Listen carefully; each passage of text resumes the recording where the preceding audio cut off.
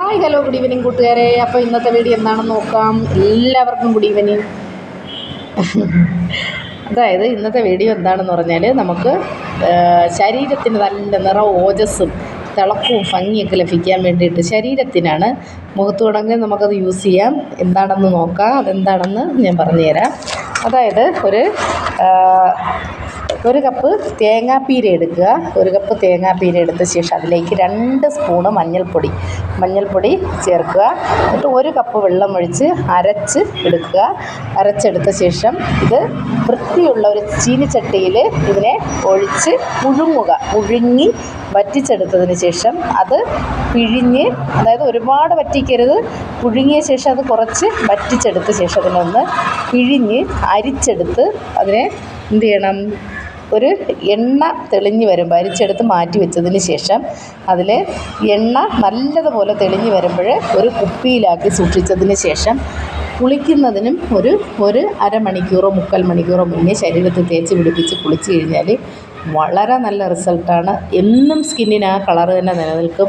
നിങ്ങളത് കൊച്ചു കുട്ടികൾക്ക് പോലും വേറെ യാതൊരു പാർശ്വഫലങ്ങളില്ല. നിങ്ങൾക്കത് ചെയ്ത് നോക്കാവുന്നതാണ്.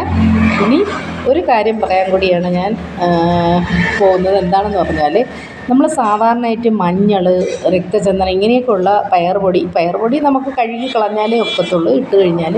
പക്ഷേ അതുപോലെ മഞ്ഞളൊക്കെ ഇട്ട ശേഷം എന്ത് ചെയ്യണം, മഞ്ഞളിട്ടിട്ട് നമ്മൾ സോപ്പ് ഉപയോഗിച്ച് ശരീരം വൃത്തിയാക്കാറുണ്ട്. അപ്പോൾ നമ്മൾ മഞ്ഞൾ ഉപയോഗിച്ച് കഴിഞ്ഞാൽ സോപ്പ് ഉപയോഗിച്ച് ശരീരം വൃത്തിയാക്കി അഴുക്ക് കളഞ്ഞതിന് ശേഷം, സോപ്പ് കൂടുതലായിട്ട് ഉപയോഗിച്ചുകൂടാ, വേറെ എന്തെങ്കിലും പയറുപൊടിയോ അല്ലെങ്കിൽ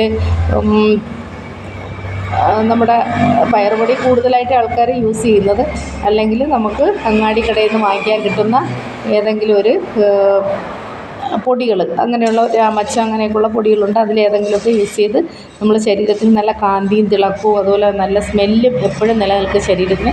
അതേതെങ്കിലും ഉപയോഗിച്ചാൽ മതി. അതല്ല എന്നുകൊണ്ട് സോപ്പ് തന്നെ തേക്കുന്ന ആൾക്കാരാണെങ്കിൽ, ഇപ്പം നമ്മൾ മഞ്ഞളൊക്കെ നമ്മുടെ ദേഹത്തിടുകയാണെങ്കിൽ ഇട്ട് കഴിഞ്ഞിട്ട് ഒരു കുളിച്ചഴുക്കെല്ലാം കളഞ്ഞ ശേഷം കുളിച്ചതിന് ശേഷം വീണ്ടും ഒരിക്കൽ കൂടി ആ മഞ്ഞൾ ശരീരത്ത് അപ്ലൈ ചെയ്ത് കൊടുത്ത് വെള്ളം ഒഴിച്ച് കളയുക.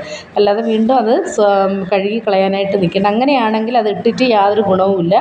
അതുപോലെയാണ് നമ്മൾ ഇപ്പോൾ തലയിലൊരു ഹെന്ന ചെയ്ത് കഴിഞ്ഞാൽ അതിനെ നല്ല രീതിക്ക് കഴുകി കളഞ്ഞു കഴിഞ്ഞാൽ അതിൻ്റെ ഗുണം നിൽക്കത്തില്ല. അപ്പോൾ നമ്മൾ ഒരുവിധം കഴുകി കളയുക എന്ന് വെച്ച് നിങ്ങൾ കുളിക്കാതിരിക്കണമെന്നല്ല പറഞ്ഞത്.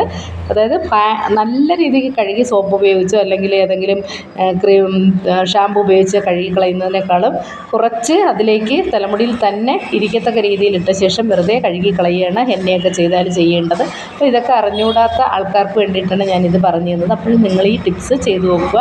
അതിനുശേഷം ലൈക്കും കമൻറ്റും ഷെയറും സബ്സ്ക്രൈബും ഒക്കെ ചെയ്യുക. അടുത്ത വീഡിയോ ആയിട്ട് ഞാൻ നാളെ വരുന്നതായിരിക്കും. ടാറ്റ, ബൈ.